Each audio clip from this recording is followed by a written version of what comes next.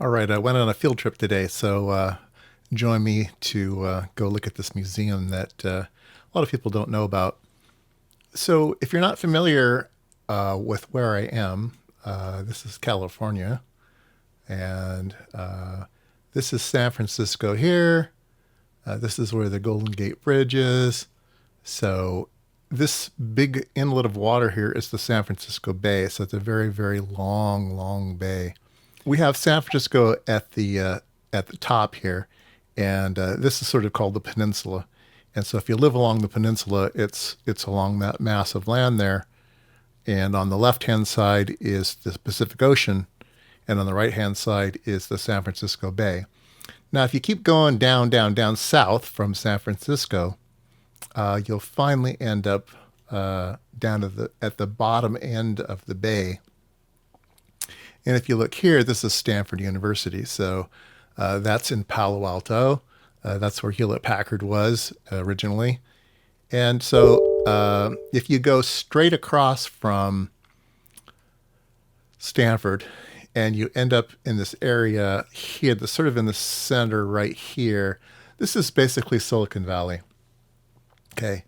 So it encompasses cities of Santa Clara, Mountain View, Sunnyvale, Cupertino. If we go down to the very, very bottom of the map here, let me show you where we are again. We're going to go straight down the bay here. We're going to go down to the very, very bottom. And I'm going to turn on the Google map here. So this is the Apple complex. It's that circular building. We can go into 3D mode here and maybe bend over a bit. So this is the Apple campus, very round. And if we come up this way again, this is where the bay was. If we come over a little sideways, let's see here, where are we? We have to come over even further. It doesn't really matter. So what I want to talk about today is, here's Google. So this is the Googleplex right here. This is the original Google site. They built some additional buildings. This is a big fancy building that they built here. They have another one over, a couple of them over here. So these are Google buildings. So Google is up here next to the bay. This is the bay. And right next to Google is an airport. And you think, oh, that must be the San Jose airport or something like that. No, this is a military airport. And on this military base, originally it was for the Air Force. NASA moved in. There's the NASA buildings over here. This is the NASA complex. This is NASA's big wind tunnel where they do a bunch of studies and stuff. So NASA's right next door. They used to fly P-3 Orion submarine chasers. Like 24 hours a day, you would see them flying in and out of here. I was over the flight path when I lived in Mountain View, and the P-3 Orions are very, very quiet. They're propeller airplanes, but they can take off at this airport, go 10 hours to sea, fly over and dump a bunch of sonar buoys in the ocean to watch for Russian submarines, and then fly back after hovering for like 10 hours. I mean, they had amazing ability to stay in the air a very, very long time. And this is the airport I want to talk about today. You may have seen it in pictures. I'll show you some better pictures, but this is a big hangar. And this hangar was built, I think, around 1939. Construction started 1939. And it's a hangar for Dirigible, one of the really, really big dirigibles. And there's two additional ones over here. These are hangars for dirigibles, not as big, but this one is giant.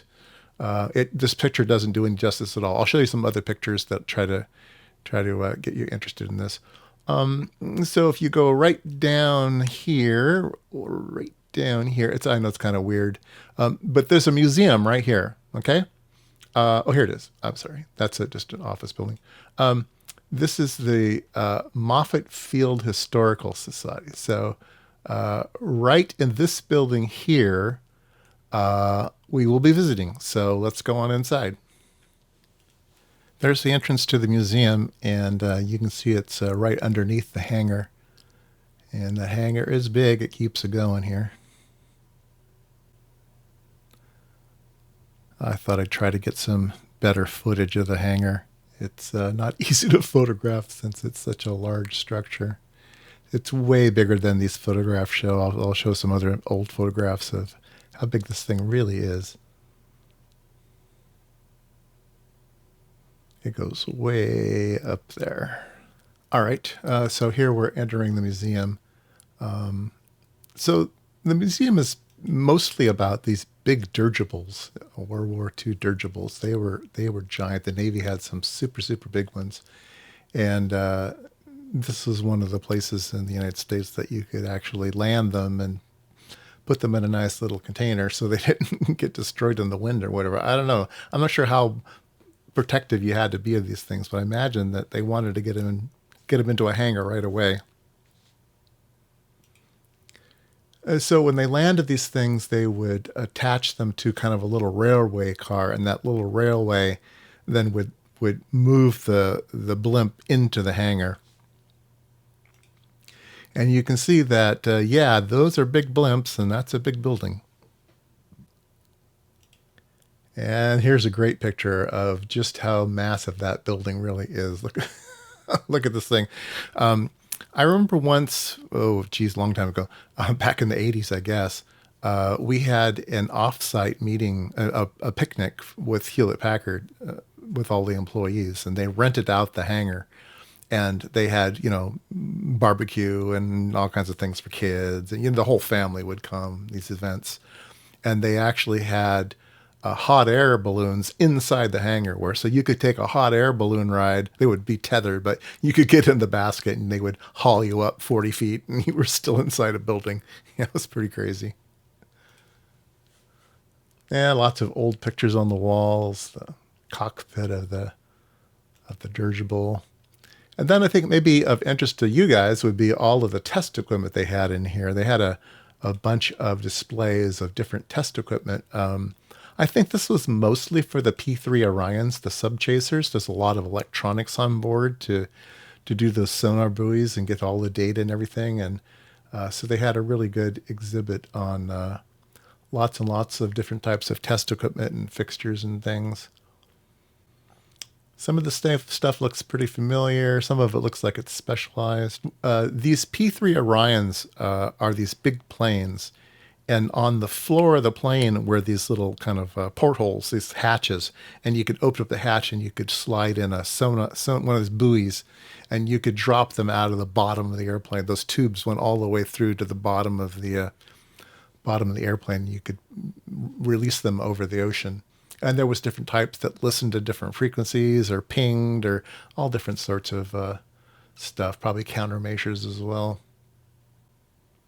I found it interesting. There was an HP-41 that was used to do some calculations.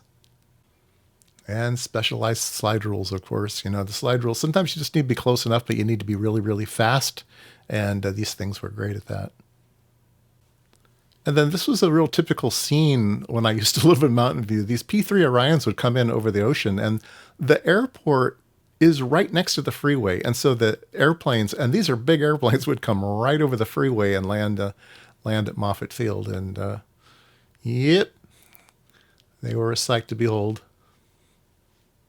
Every once in a while, you'll still see a big C-130 cargo plane or something come through, and they look like they're not flying. They're just kind of hovering in the air.